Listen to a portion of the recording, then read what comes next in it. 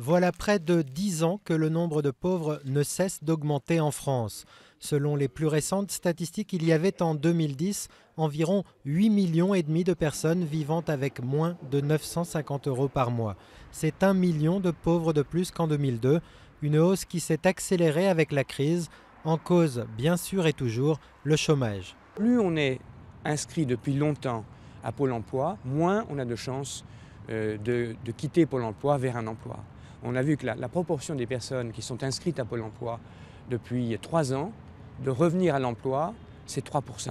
Conséquence de ce chômage qui explose, le nombre de jeunes en situation de pauvreté connaît une augmentation drastique. On estime aujourd'hui que plus d'1 million des 18-24 ans sont désormais confrontés à une situation de grande précarité, sans oublier les enfants qui, eux aussi, subissent de plein fouet l'appauvrissement de leurs parents. Outre le chômage, c'est bien sûr la flambée des prix de l'immobilier qui a plongé de nombreuses personnes dans la pauvreté. Selon la Fondation Abbé Pierre, il y a aujourd'hui plus de 3 600 000 mal logés ou sans abri.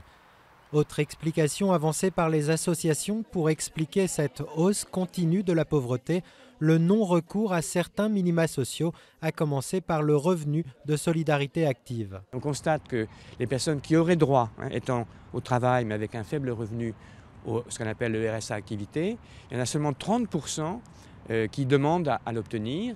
Et quand on interroge les autres, ils disent « mais moi je ne suis pas un assisté, je ne veux pas être catalogué par l'administration ».